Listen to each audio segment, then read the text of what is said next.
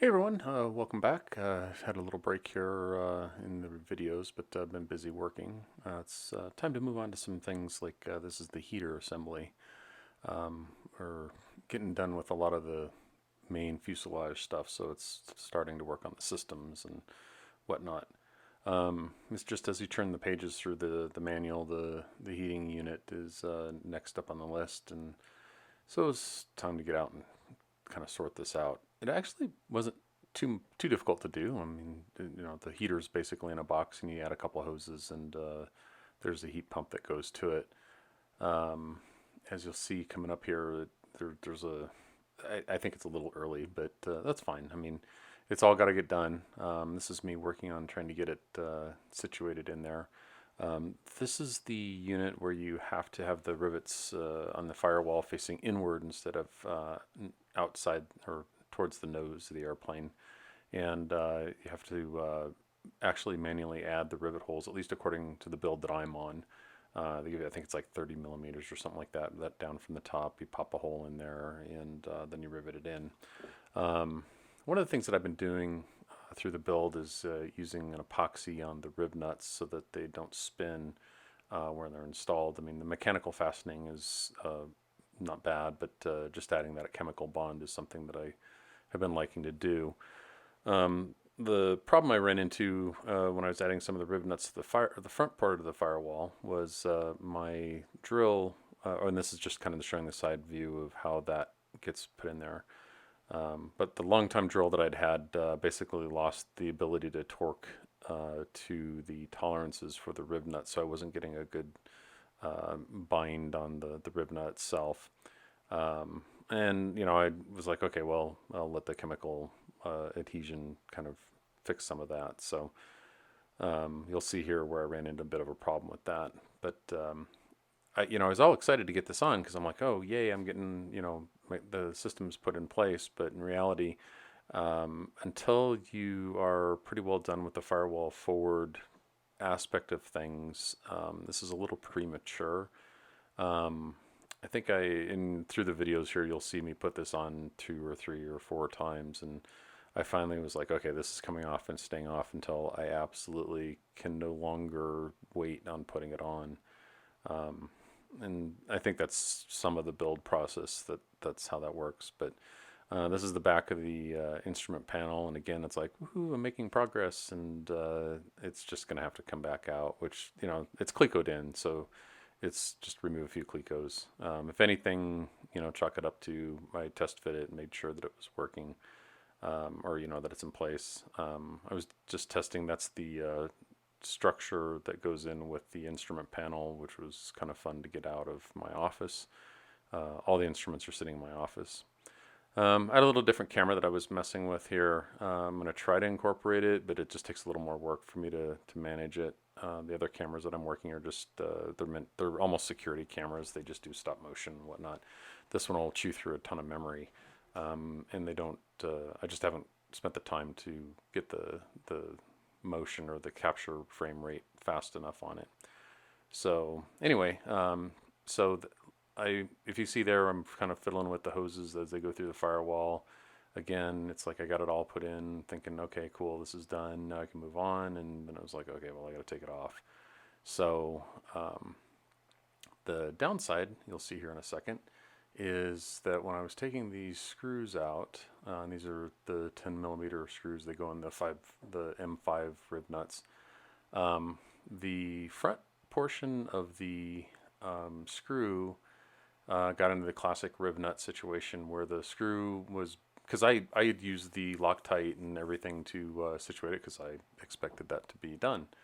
So at this point in time, the screw was just spinning in the hole, and I cheat and use the clecos to go into the rib nuts to hold it in place because it's really precarious in that position. It's almost a two-person job to put in, but if you're careful, you can manage that.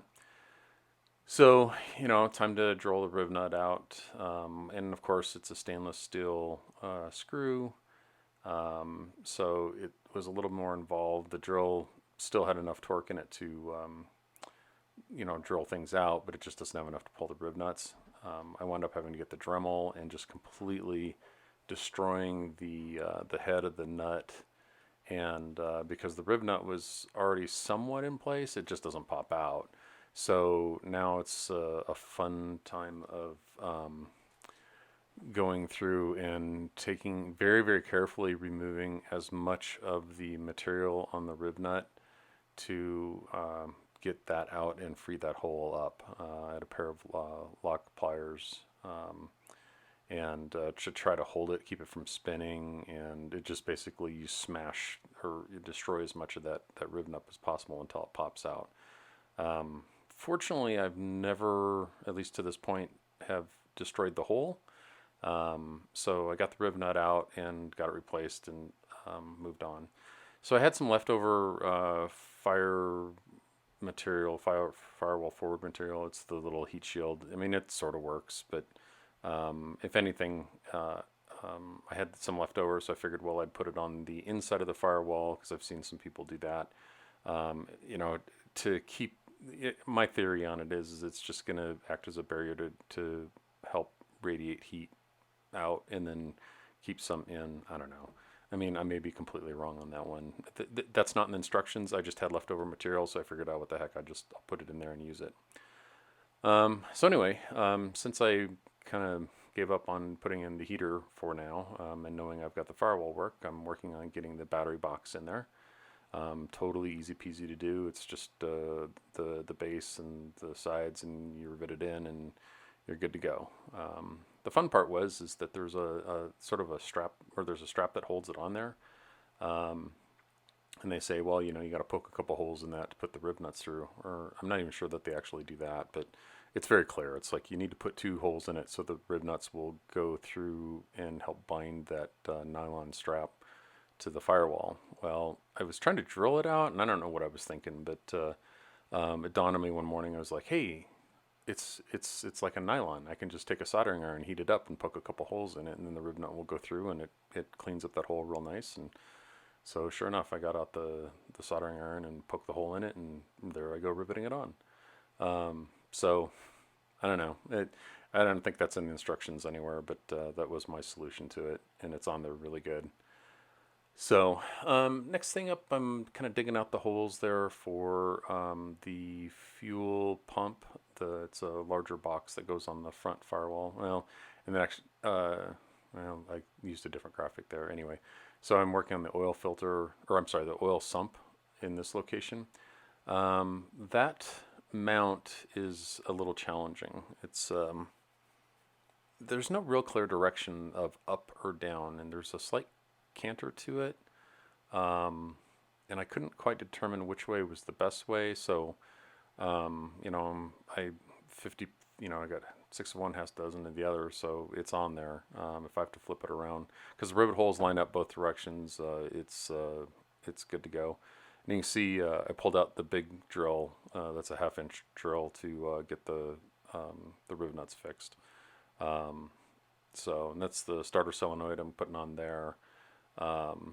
The one thing I am missing is a shunt that goes in the upper right hand corner as we're looking at it here. I'm working on getting that in so that I can add that on.